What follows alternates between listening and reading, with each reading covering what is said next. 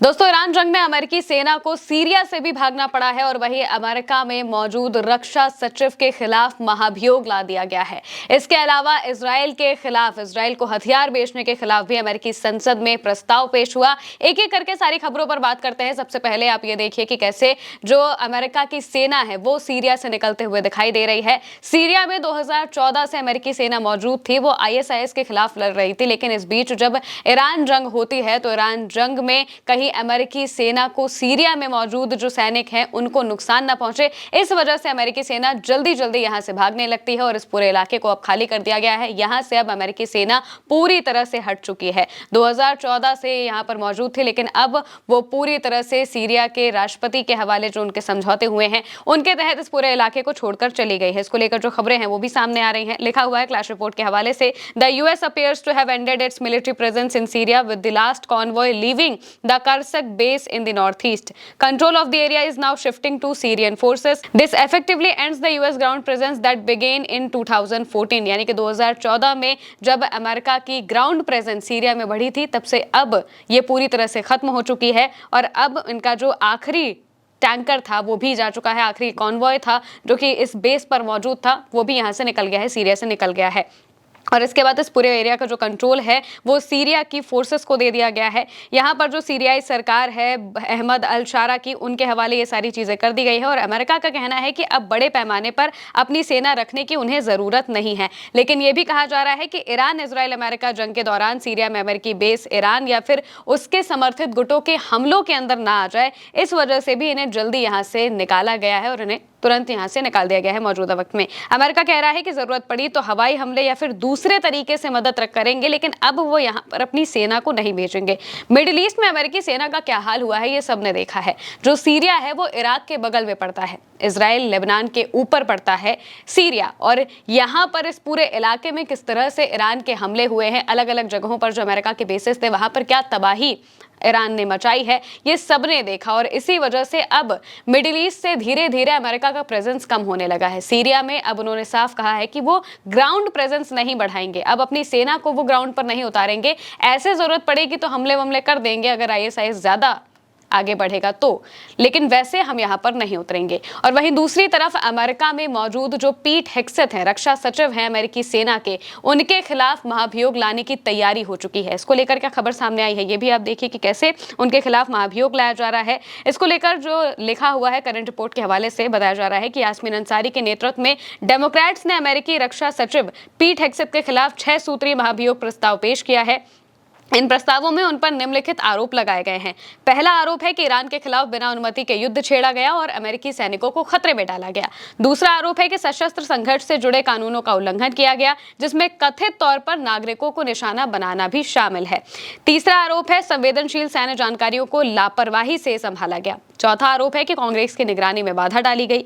पांचवा आरोप है कि अपनी शक्तियों का दुरुपयोग किया गया और सशस्त्र बलों का राजनीतिकरण किया गया है, ऐसा आचरण करना जिससे अमेरिकी सेना की बदनामी हो, ये छठा आरोप है। ये 6 आरोप हैं जो कि पीट हेग्सेथ पर लगाए गए हैं।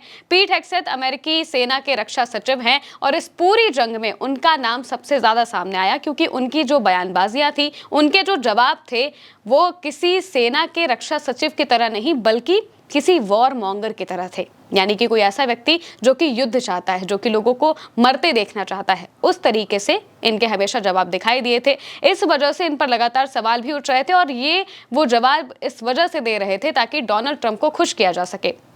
ट्रंप जब इस जंग को हारने लगे, उन्हें ये दिखने लगा कि वो ये जंग हार रहे हैं, तो उन्होंने सारा ठीकरा पीट हेग्सेथ पर ही फोड़ा था। कहा था कि मुझे इस जंग में आने के लिए सबसे पहले पीट हेग्सेथ ने ही कहा कि हमें हमला करना चाहिए, और इसके बाद फिर पीट हेग्सेथ अपनी अतिशयोक्ति भरी जो बातें हैं वो लगातार करते गए और एक के बाद एक उनकी बातों की वजह से अमेरिकी सेना को बहुत नुकसान हुआ।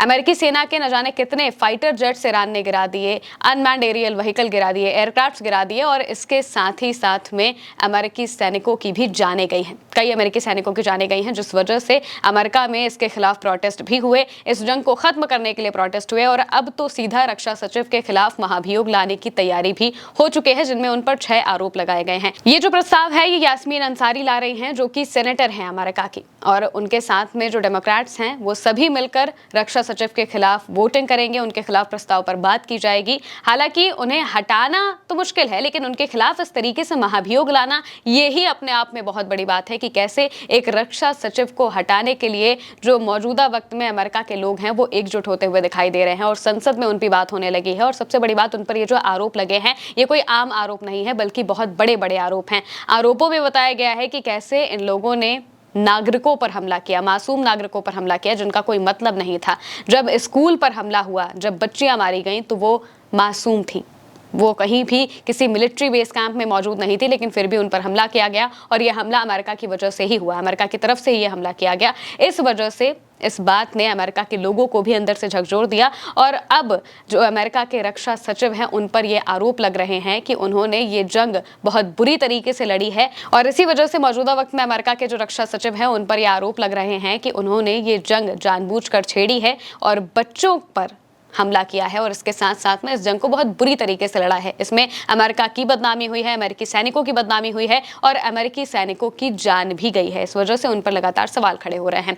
इसके साथ ही अमेरिकी संसद में इजराइल को हथियार भेजने के खिलाफ भी एक प्रस्ताव पेश हुआ, जो कि अमेरिकी सेनेटर बर्नी सैंडर्स ने पेश किया। हालांकि ये प्रस्ताव पास नहीं हो पाया, लेकिन 30 से ज्यादा लोगों ने इस प्रस्ताव को समर्थन भी दिया। इसको लेकर क्या खबर है वो भी देखिए, लिखा हुआ है क्लैश रिपोर्ट के हवाले से, the US senate voted against stopping arms sales to Israel. More than 30 Democrats backed Bernie Sanders' effort to block the sales. The measures failed due to Republican opposition. यानी कि जो मौजूदा सत्तारूढ़ पार्टी है, Donald Trump की party Republican, उन्होंने इसे oppose कर दिया, वो इस बात के खिलाफ आ गए। बर्नी सैंडर्स ने बाकायदा कहा था कि इजराइल को हम और हथियार नहीं दे सकते हैं। इजराइल जिस तरीके से नरसंहार कर रहा है, ईरान पर हमले कर रहा है, लेबनान पर हमले कर रहा है, वहां पर मासूमों की जान ले रहा है, गाजा में हमले कर रहा है, इस वजह से हमें इस पर हथियारों की सप्लाई को रोकना होगा। और इसी वजह से वो एक प्रस्ताव लेकर आते हैं, जिस प्रस्ताव में ये बताया जाता है कि इजराइल को जो हथियार दिए जाएंगे उन्हें ब्लॉक किया जाएगा। लेकिन इस प्रस्ताव का समर्थन बड़े लेवल पर नहीं होता है,